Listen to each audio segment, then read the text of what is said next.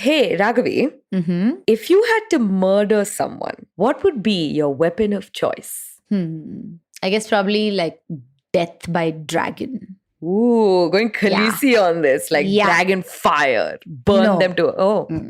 Like where the dragon just like slaps you. Like, I mean, think about it. It's a dragon. It's pretty massive. It just death by dragon slap would kill you immediately. This reminds me of that Rick and Morty episode. Which one? Baltimore, where the dragon gets whipped. Yeah. It's not that weird. It's just like honestly, dragons are so massive, right? You just flick yourself and you die. Oh, are you inspired by your cats? Like bapping something to death? Yes. Yes. Or death by giant cat.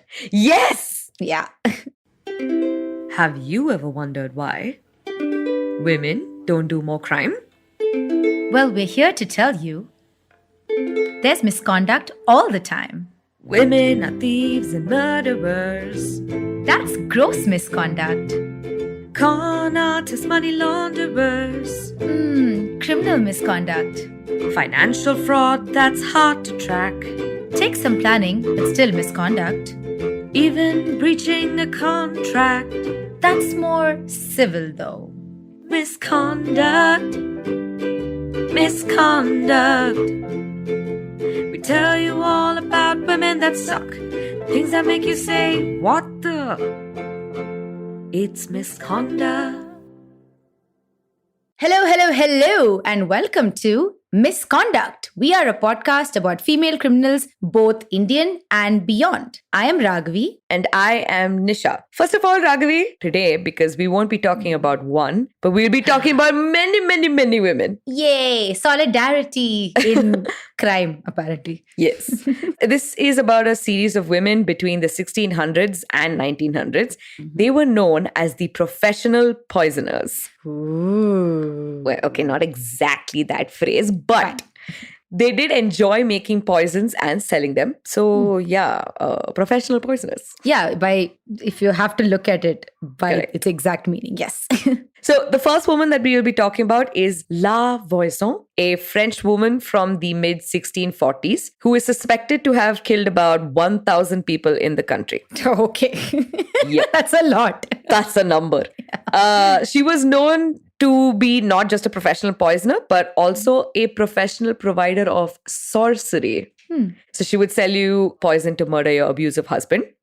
And she would also help you to get an abortion, so you never have to carry the child of the man that beat you. That sounds less like a profession and more like public service is what I would say. So aside from this, she also provided poisons to anyone who wanted to murder a political rival. Dozens of courtiers in the court of King Louis XIV died randomly, and which started l'affaire des poisons, or affair of the poisons, a major murder scandal that rocked all of France. And say hello to my little friend, the French accent.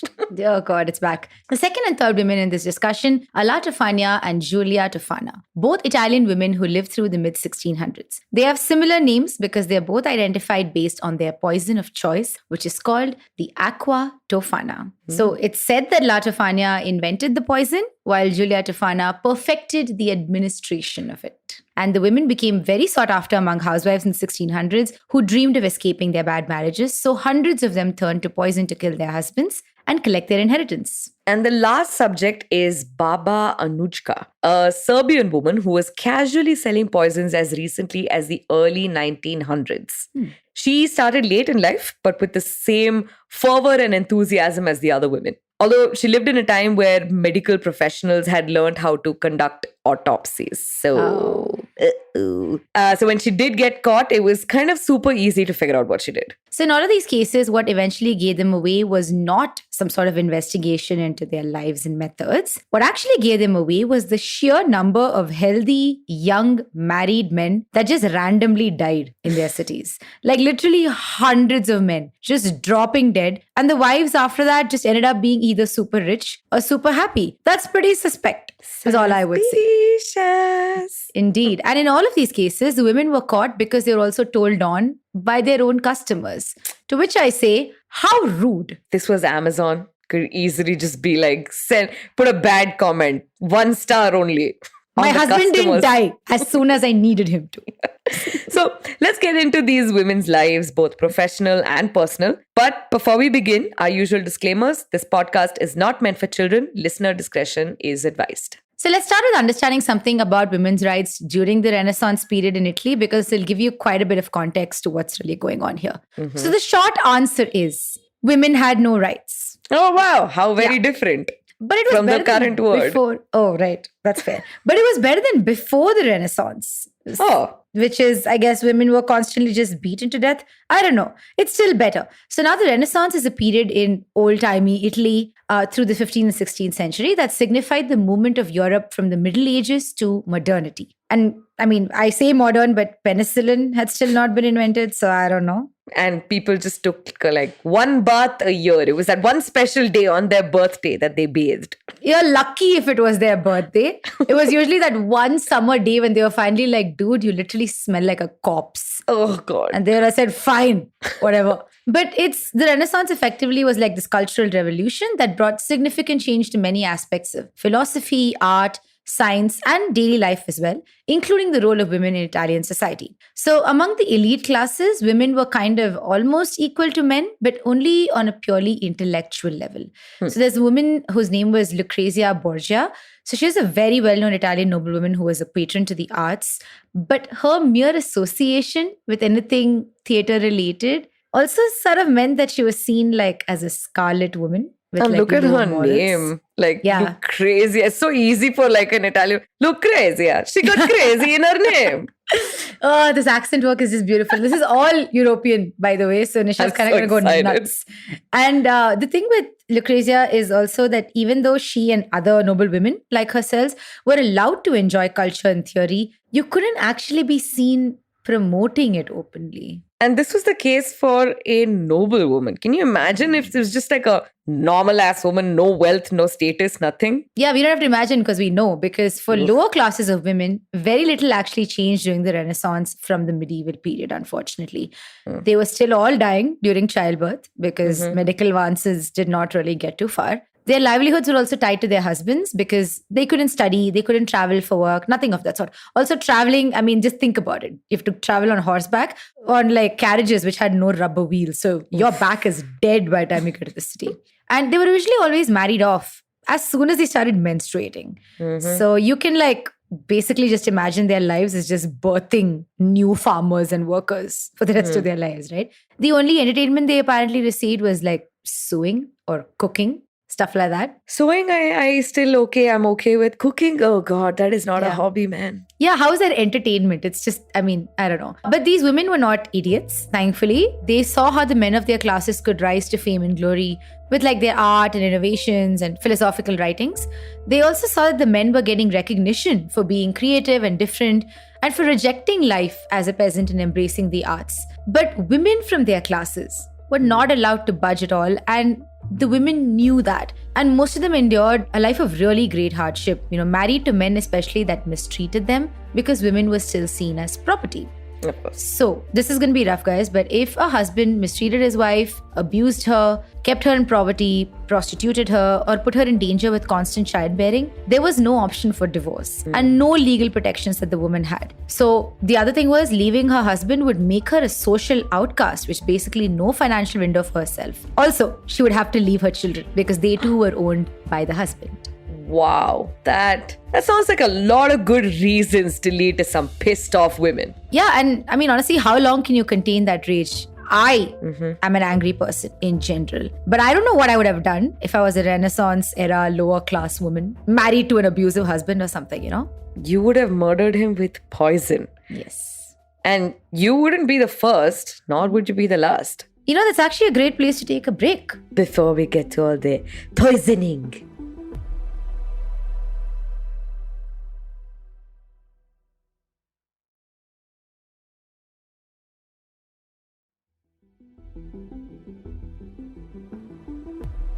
Welcome back after the break. So let's get into the good stuff.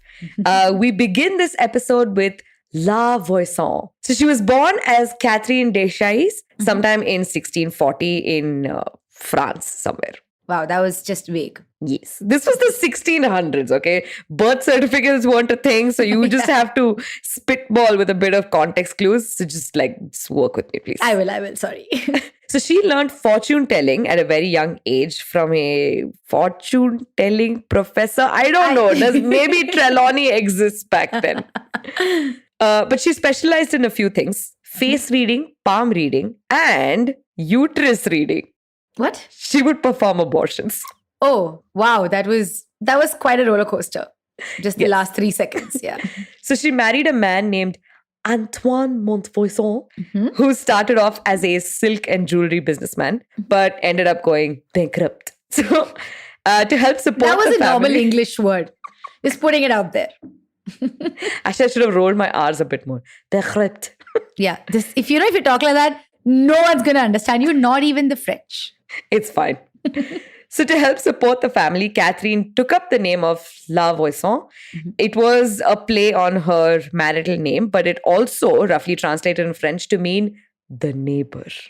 So she set up a shop in Paris, a center at the time for vague medical advice that bordered on human torture, basically. And as a fortune teller and abortion midwife, she got a pretty massive following. By the late 1660s, she ended up with a wealthy set of clients from the aristocracy and the working class folks like actresses and mistresses. Yeah, that makes sense because, come to the fortune teller and figure out if you're pregnant. And then if you are, abortion.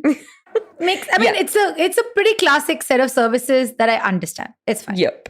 And abortions in particular were illegal at the time, with France being bound by the Catholic faith. But as always, the rich will always have access to safe abortions, illegal or not. And that was the case here as well. And La Voison made a sizable fortune by offering the service to the aristocracy. Over time, she started bottling her work by selling what she calls magic potions.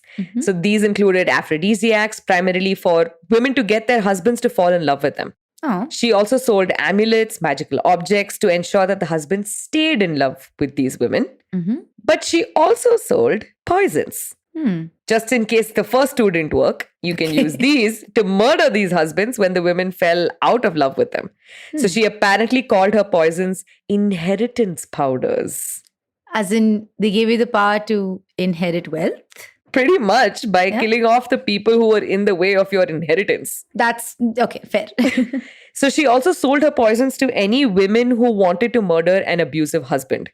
So it's unclear what her poisons contained exactly, but we know that they were effective because the death toll associated with La Voison was anywhere between 1,000 to 2,500 people. And they were all mostly men. Did they not have a census? That's a pretty random range. That is a huge number. Yeah. She came to be known as a sorcerer and enchantress who could whip up any concoction you wanted. Except she wasn't the only one. That's right, because between the 1670s and the 1680s, a lot of prominent people in French society were accused of practicing witchcraft. Was it true? We don't really know. But it was very similar to the Salem witch trial, just a little less dramatic and no one got drowned, I guess. But they were all held guilty, just not of witchcraft specifically. The thing is, a lot of important members of court were suddenly falling dead. That's what was going on in France. You need to do something about that. You need something, to not allow people to sort of freak out about it. And the royal family also can overlook a spouse or two dying here. It happened all the time. Like I said, no penicillin. There's nothing suspect about it, right? But dude, if an entire generation worth of courtiers all died, then what's a king supposed to do? Rule the country by himself with his dragon. Wow. And leave the partying and whoring to someone else? I don't think so. Nah. So the authorities obviously rounded up a bunch of fortune tellers and alchemist people that weren't really fitting into society, so to speak. They were all suspected of selling poisons to get rid of spouses or court rivals. And unfortunately, La Voison was one of them. So one thing that we don't know about La Voison, at least we didn't know at the time, although the authorities knew about it, was that she was an alcoholic. So, hey, I relate. Same. The thing is, she was not received very well also in the professional poisoning community.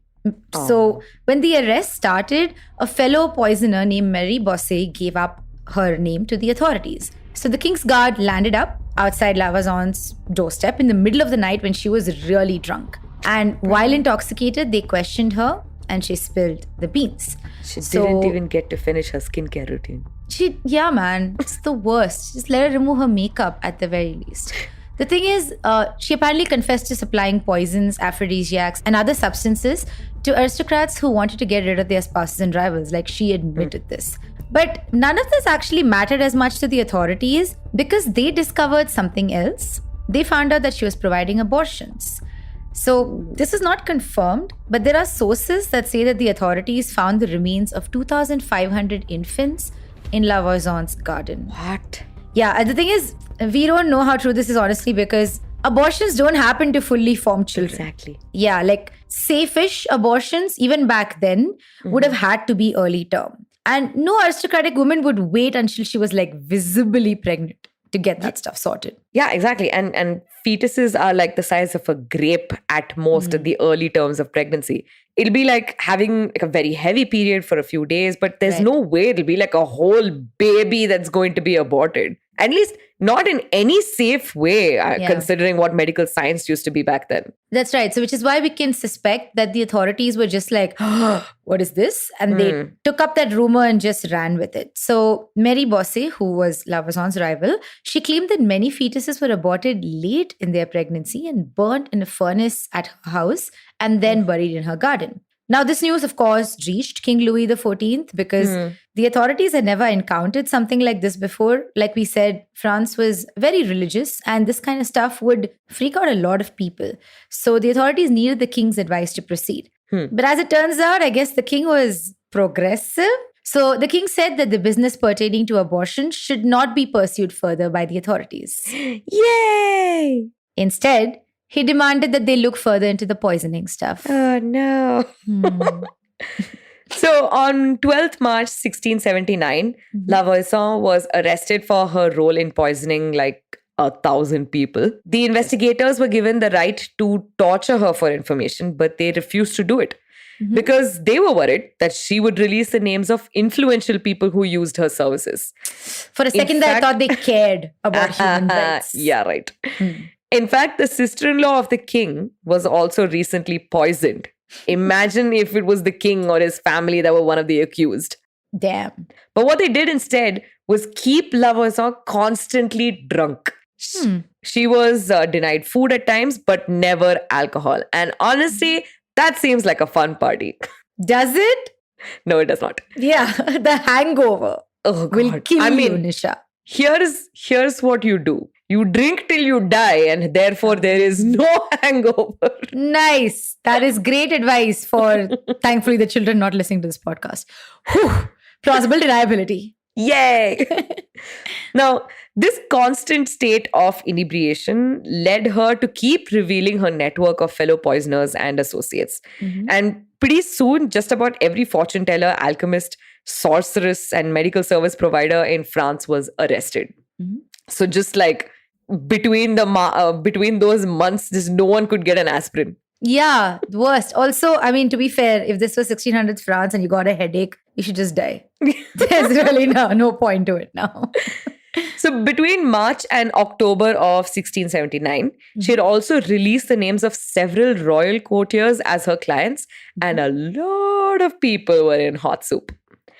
But the entire time, she did deny one thing, that she did not burn or bury the bones of infants that were aborted. She said at one point that her garden was not big enough to even house all of those remains. Yeah, I buy that. Yeah. In February 1680, La Voison was convicted of witchcraft and sentenced to execution by burning, which is the most painful way to go. Yeah.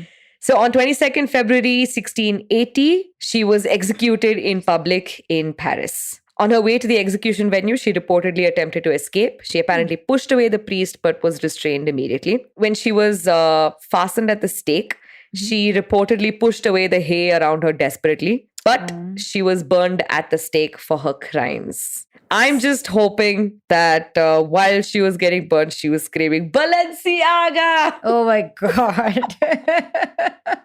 Unfortunately, La Voison would be one of very few people who would be convicted and executed for this poisoning scandal.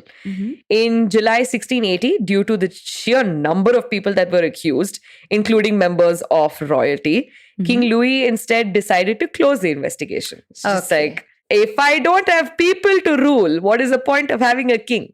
That's a good question. So these testimonies were sealed and the remaining accused were imprisoned. No further death sentences were handed out. Well, Which now brings us to 1600s Italy, not too far from France, not by either by distance or by the general demand for poisons. then demand for poisons they were. So we have two women here in Italy, Tofania di Mano and Giulia Tofana. Both these women, like we said before, were named after the poisons that they created, which was called aqua tofana.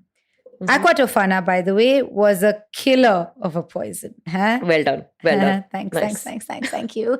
So the active ingredients are basically just straight up arsenic and lead. Oh, wow. That's it. It's just like just the two things that would kill you immediately. So super toxic. The third ingredient may have been belladonna, or it's also called the deadly nightshade. It's basically a poison that's found in the flower of the nightshade plant. The fourth ingredient was love. It's to cover up the taste of the poison. Actually, they didn't need that because aqua tofana was a colorless, tasteless liquid. Yeah, sheer luck because it could be easily mixed with wine or water and served during meals and no one would know. Nice. Also, it was a really slow acting poison and its symptoms basically took forever. So what people would usually do is they'd give you a small first dose, which could, you would get cold-like symptoms. The second, slightly larger dose, give you some tummy aches, some cramps, like a really bad headache, that sort of a thing. The third dose would make you very ill. So this is when you start vomiting, you'd have diarrhea, you'd be totally dehydrated, and you'd have this constant burning sensation in your digestive system. The fourth dose would actually be relief because it would kill you. Yeah, I was just going to say, if I had to go through so much, I would ask for the fourth dose. I mean, just finish it. Finish Nisha it. knows that because I call her sometimes and say, oh my God, I'm dying of a heart attack. And it's just acidity. Gas. It's just straight up gas. And Nisha will be like, it's gas, Ragvi. And usually, 2 hours later, I'll know it is. But it's effectively how bad freaking acidity is. Yeah. Can you even imagine what it would be like to have aqua tofana in your system? The most important part of aqua tofana was that the victim was actually kind of aware that he was going to die because it was just that slow. And usually in those times, if you felt that sick, people would anticipate that they would die. And they would sort of get into the process where they'd get their affairs in order. So if you were a wife who wanted to kill your husband, but also wanted his property, you could convince them in this little time by when they died to write a will in your favor. Wow. Yeah, so it wouldn't really suspect too many people, right? It's like, this is a game of time and patience, something that both of which the average housewife would have had in the 1600s for sure. Yeah, absolutely. And so popular is aqua tofana that Mozart, who was one of the most prolific and influential composers of modern history, was rumored to have been poisoned by it. Oh. So Wolfgang Amadeus Mozart died on 5th December 1791 at his home in Vienna at the age of 35 after a pretty short illness. So legend says that the circumstances of his death are so mysterious that many researchers think it could be due to aqua tofana. And Mozart had many, many enemies, including the famed composer Salieri, who was his competitor and just totally wanted him dead, maybe.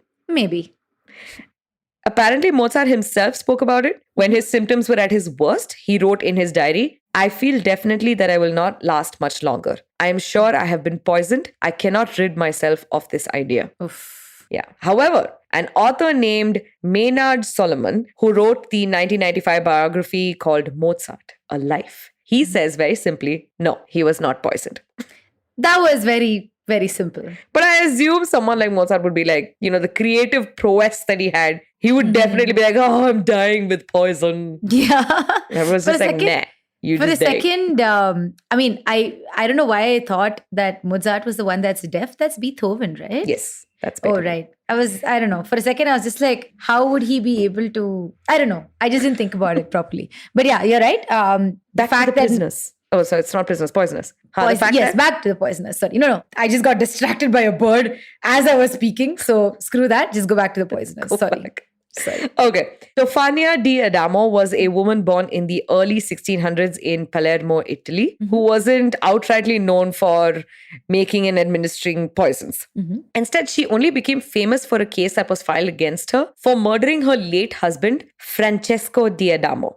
Very little is known about this case, but it was first mentioned in a compendium of criminal cases in Palermo by Baldassare Zamparone, published in 1632. So in this compendium, the author claims that the first instance of aqua tofana was seen in the murder of her husband. It is alleged that she created this poison purely to kill her husband upon advice from another friend named Francesca Lessarda. The two of them apparently trafficked the ingredients needed to make this poison and put it all together. In the end, Tofania was put to death after a short trial. It was like everyone was convinced and that only she could have done it. However, it's not clear why Tofania killed her husband or even if she was guilty at all. Because there's a possibility that Tofania did not create or administer the poison at all. Dun dun dun. Indeed. Can we verify this? Nope. No way. This is the perfect place to say Giuseppe. Oh no, we haven't said that in, the 2 episodes this season. Yes. But yes, you're correct. So now Tofania is known in history as the alleged mother of a woman named Giulia Tofana. And there's a lot of, rumors between who exactly created the poison. I would like to believe that Giulia just took over from her mother. So Giulia, who was born in Palermo, she fled to Rome upon the execution of her mother in 1633. So Rome was much more accessible for a woman running a small business because she managed to open a shop there selling poison. What happened? I just realized where I heard Palermo. Where? White Lotus. Ah, yes, correct. Right. Disha, I could see her on the screen just like, ah. But yeah, that's why. Can you imagine, the number of shows that I've seen in our break? Huh? Are you proud of me? I am actually very proud of you that none of those were feature-length movies though. However, it's fine. Next time. But yeah, so Giulia managed to find her way to Rome and she managed to set up a little shop there selling poison. But she wasn't so crass. She wouldn't call it poison. She disguised it as medicinal mixtures. Hey. Yeah, but everybody knew it was poison. So Giulia, of course, sold the poison aqua tofana specifically to women who wanted to rid themselves of their husbands. And she had a thriving business. Nice. So it's estimated that she supplied poison to kill about 600 men across Rome. Oof. And what happens when you kill a bunch of young, virile, healthy men? The police are like, damn, son, what's going on? That's exactly right, because it's currently all about men at this point.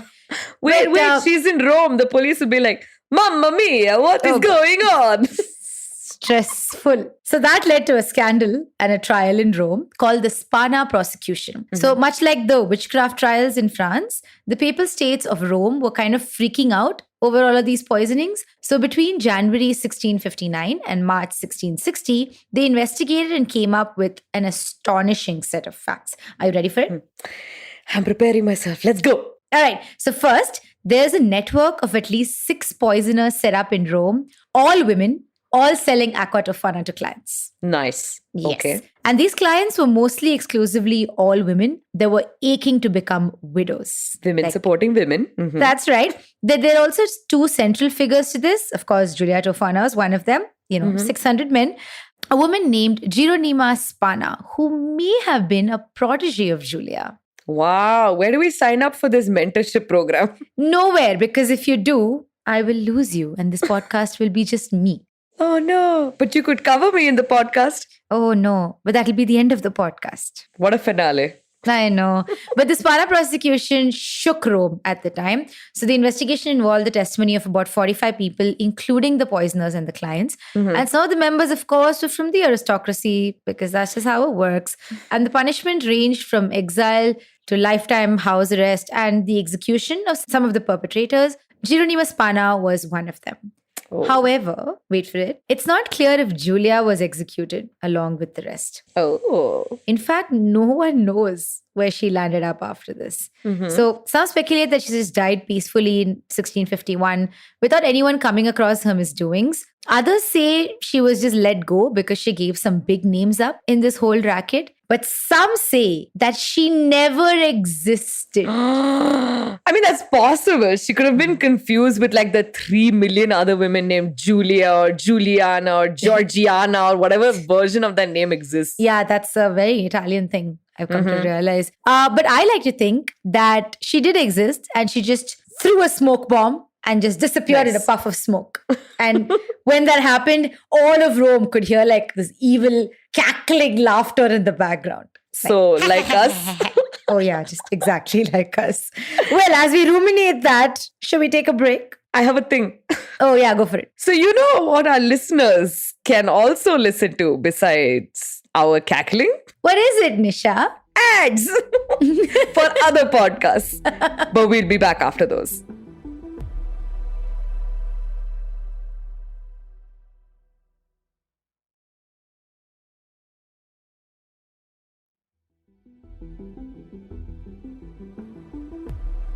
Welcome back after the break. So we've spoken about France, we've spoken about Italy, and now we're going to go to, where is this place? Serbia? Serbia. Nice. All right, cool. So we are going to talk about Baba Anuchka, who was a lot more of a recent phenomenon. So she was born in 1838 in the then Austrian Empire with the name of Anna di Pistoia.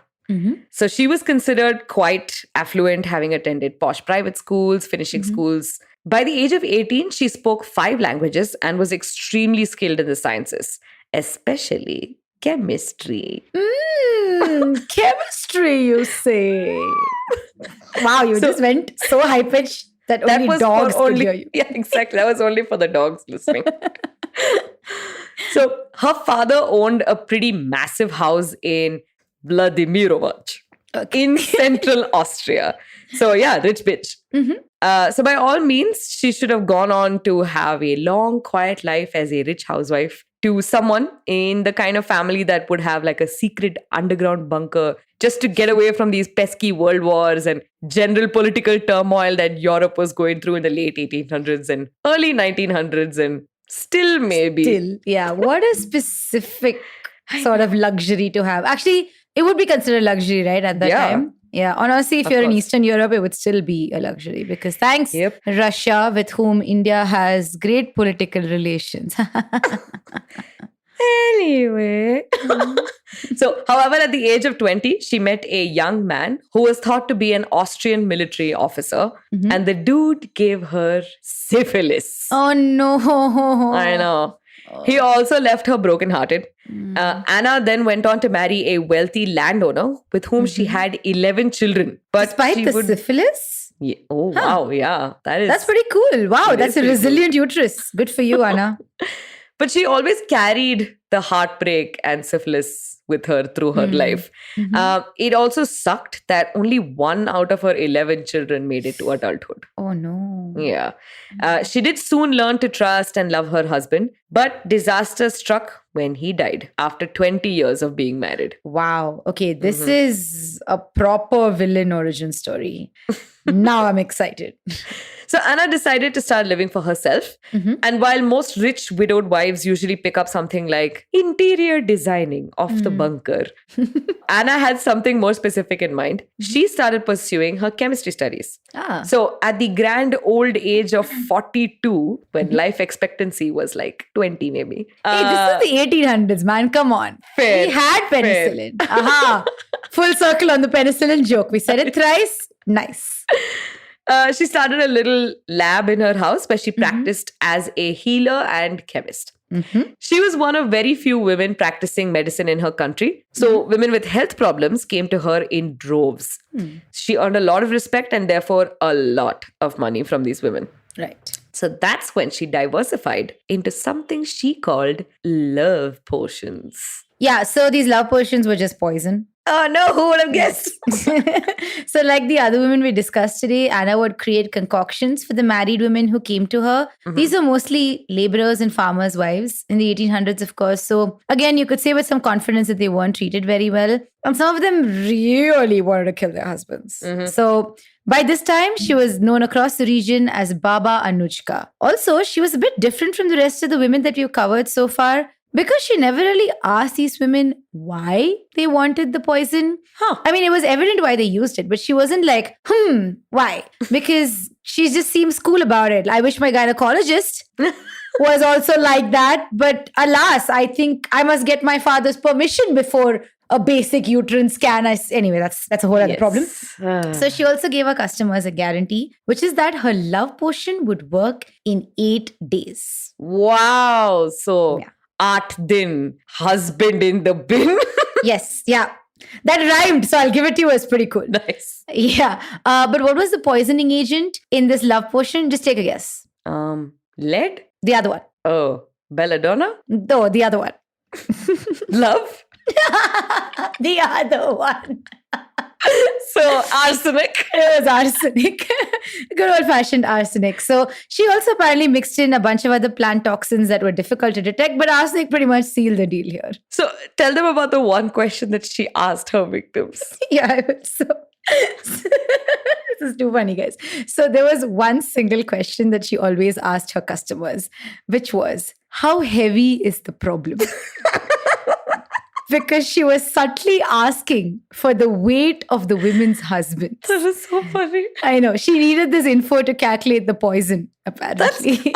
Smart. Makes sense. But also like the worst maths problem ever. Yeah, I know. But it's hilarious. And, being a chemist, of course, she knew exactly how much to give without making the death look suspicious. And also to make sure they actually died. What if they just like fluttered around for a while and then got up and they were like, oh, what a fun nap that was. Oh, There's no point to that. That's exactly what happened to this like huge dragonfly that came to my house. I was so scared. Oh no. I'll loan you one of my cats for the back. Please do. Momo would have had a blast. Yeah, that's true. But yeah, she was great at her job and she also profited greatly from it. Apparently, she charged anywhere between 2,000 to 10,000 Serbian dinar for the love potions, which comes out to about 20 to 90 USD today. Whoa. Even without inflation. That's a lot of money. It is, yeah. I don't think she paid any taxes on that. I don't know how you would even account for that. I can imagine just calling my CA and he's like, what are these love potions that you sold by weight? Like, you need more love for fat men. Also, one more thing about Baba Anuchka is that, and she did not account for this, all of her victims ended up being super young and healthy, and almost all were men. Much like any other time in this entire planet's life. In 1800s Europe, they loved their handsome, fit white men. Oh, how surprising. Yeah, it is. If anything happened to their young men, then God forbid there would be hell to pay. So when the local authorities found out about several healthy men dying for no reason, all in a space of about 30 years, they were pretty adamant on finding out who did it. Primarily because this number was also quite big. It was apparently between 100 to 150 men. Oof. In 1924, though, things kind of escalated. A woman named Stana Morivov approached Baba Anuchka for some love potion to feed her lovely and boring husband. The husband died in about 6 days. So Baba Anuchka underpromised and overdelivered. As should we all. Yes. So Stana later married another man from the same village. And in a few months, her new husband's super rich uncle also died. And also left an amazing inheritance for the couple. Yeah. I mean, this is so stupid. It's like when you rob a bank and immediately buy a Bugatti. Come on. People will know. Those notes are marked. Just shut up. So this entire thing sparked an investigation and the police questioned Stana. Now, Stana was not a woman that could really withstand firm questioning. She gave up Baba Anuchka's name pretty quickly. However, there was no direct evidence for this. And while the police had their eye on Baba Anuchka, they couldn't actually arrest her. I find it weird that she was picked up as an accused for this. Shouldn't the wives have been punished instead? You can get poison anywhere from anyone. You can make household ingredients turn into poison. Yep. Right? Yep. Just like Get Empire food. Leave it outside your fridge for 7 days. Oh, That's thank God. poison for sure. Oh, I thought you were going to say directly eat Empire food.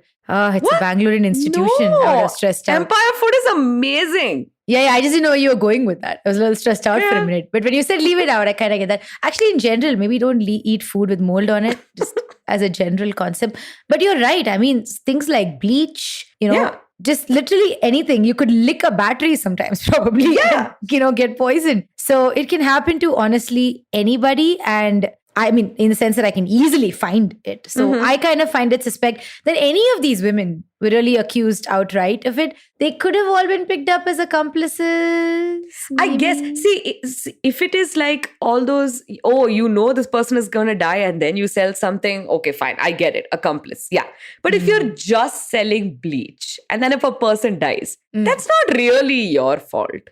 True, but if you were selling arsenic, which has literally no other use in today's world, realistically, fine, then maybe that was a bit the of a one problem. exception. Yeah. So in December 1926, Baba Anushka sold some more love potion, but this time it was for a married couple. Oh. They wanted to kill the husband's father over some inheritance thing. The couple succeeded in killing the father. This time, the police had some direct evidence, likely in the form of some of the leftover poison. I mean, just use it all up. Like, why the hell would you ration poison? That's true. I don't know.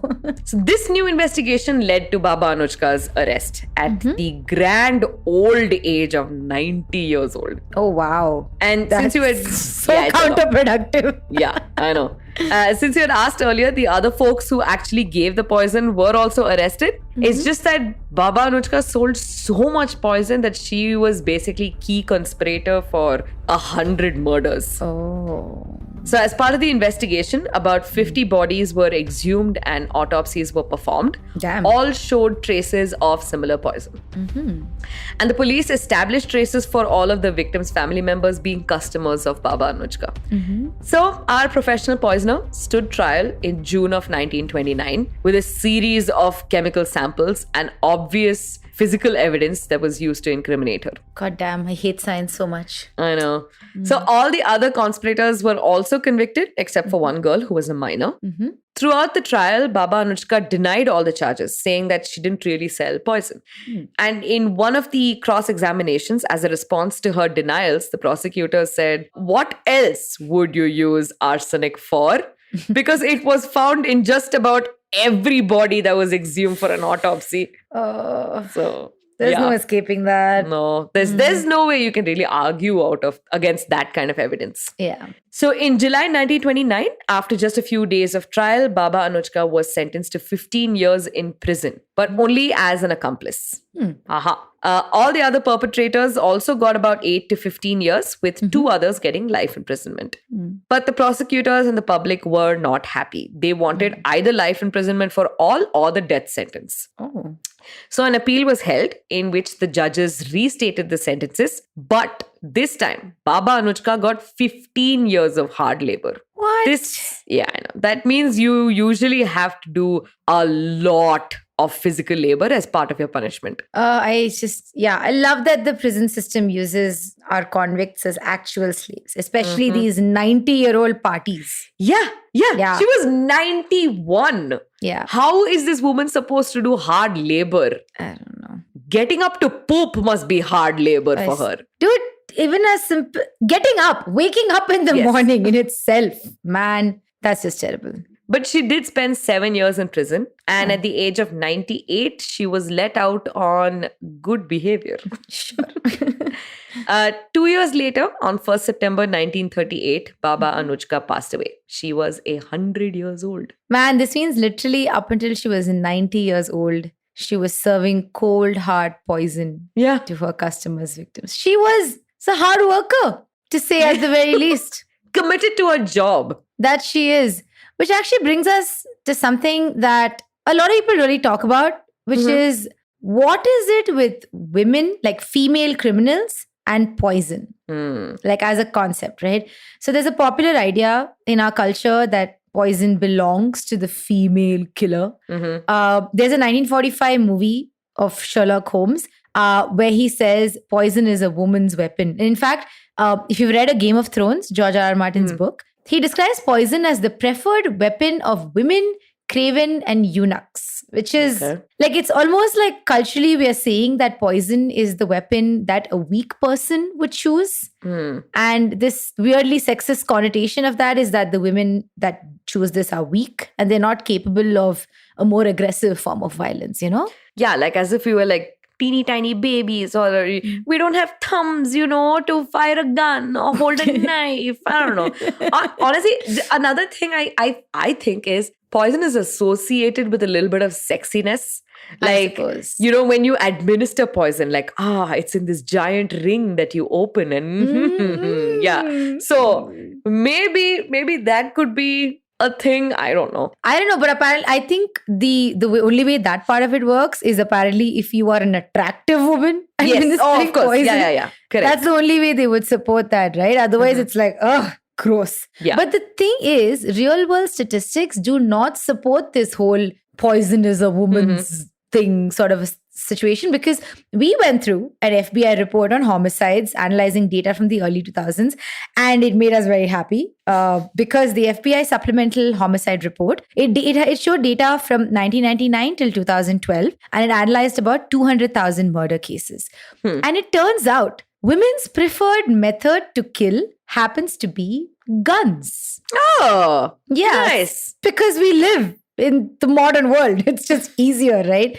In fact, poisons are 6th on the list of preferences for women to use. Whoa. So what do women prefer more than poisons? I'll tell you. So guns, of course. Okay, yes. Then there's knives, suffocation. Oh. Yeah, using a blunt object against their victim's head. Whoa. Yeah, that's a very specific category. And lastly, literally beating their victims to death. Wow. Yeah. So just like, that's a lot of violence. Yeah. They prefer all of that over poison, is what this report says. Like literally, women prefer beating their victims long enough for them to bleed out and die. Like, whoa. They would rather do that instead of literally just using poison.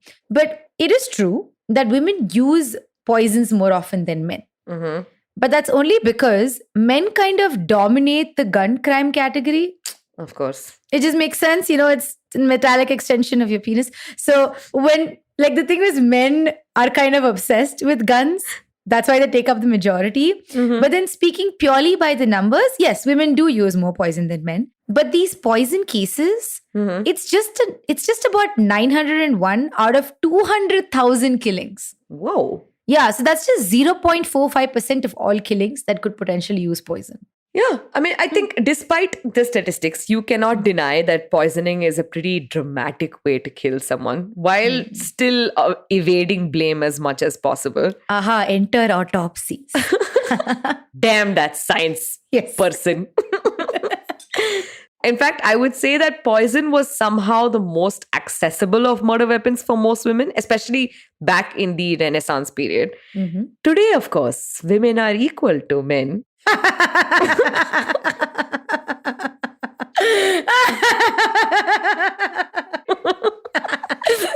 the sense that women can access other murder weapons. Sure, okay. Now that you clarified. Yeah. But most countries only recognized a woman's right to exist as a separate person from her husband or her father sometime in the late 1920s to the 1960s. So that's when women get the right to vote. Right. So prior to that, I really doubt that a woman who generally wouldn't have an ID card or access to her own funds could even purchase a weapon. Except poison, of course, which, as we described, was everywhere. Yeah. Because cyanide was used to make and polish jewelry. Arsenic was found in cosmetics and sometimes candy. Yeah, that was a time in our past. Also, most medicinal products had compounds that could be poisonous in larger quantities, like morphine, which was very casually abused back in the day and used to be given quite liberally as a painkiller. So just a little bit more than necessary and the person dies. Yeah, and in fact, there are some poisons that are found easily in nature. There are 800 varieties of berries and mushrooms that humans cannot eat, but we really want to eat them because they're just so pretty. They are. But yeah, essentially what we're trying to say is poisons were around and they were very easy to get their hands on, unlike other weapons. So we can rationalize it all we want. We can say that female killers don't want physical confrontation. We can say they want to avoid the mess of blood and bullets. But what we should be saying instead is a poisoner isn't necessarily a timid or a scared person.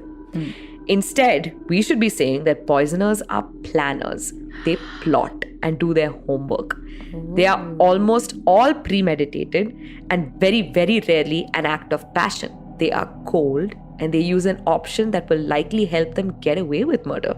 And back in the day, poisoners would take steps with the confidence that no one would conduct something as elaborate as an autopsy. So I must say, if women do prefer poisons, then maybe we should be scared of them.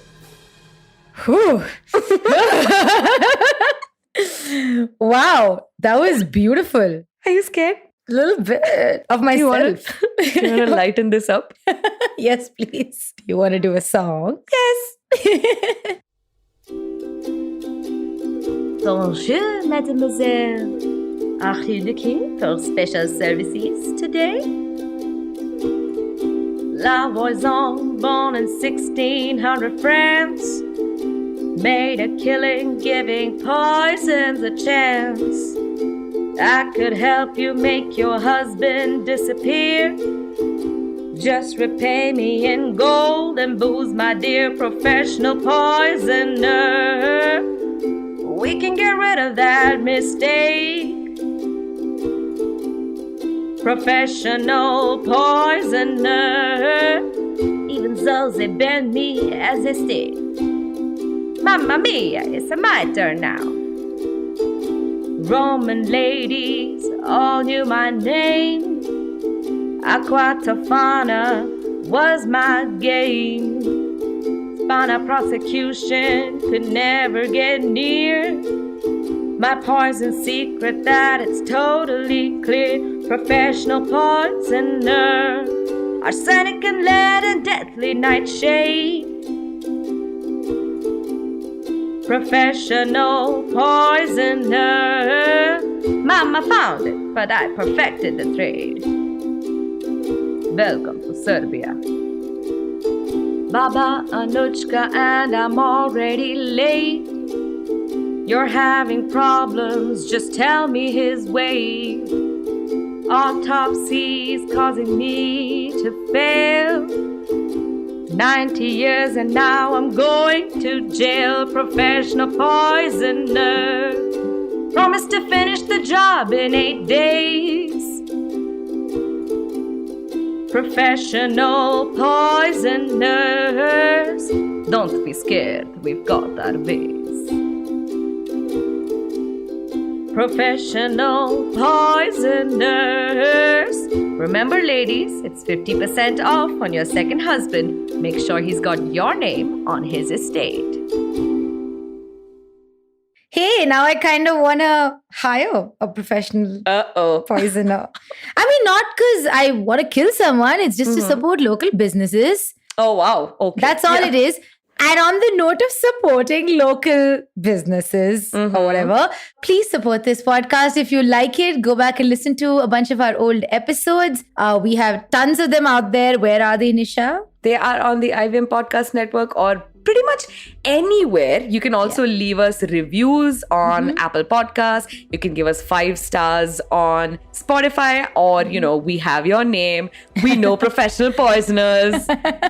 Not saying they're correlated. Not at all. Not at all. This is not a veiled threat because it kind of sounds like an actual threat. But we also are on YouTube where you can leave comments for us. If you're on Apple Podcasts, leave a review there as well. That would really, really help us. We're also on Instagram. You can find us on the handle at MisconductPod. Please interact us with there. We love when you guys talk to us and tell us new ideas. Please feel free to reach out to us there. And we will see you on the next episode of Misconduct.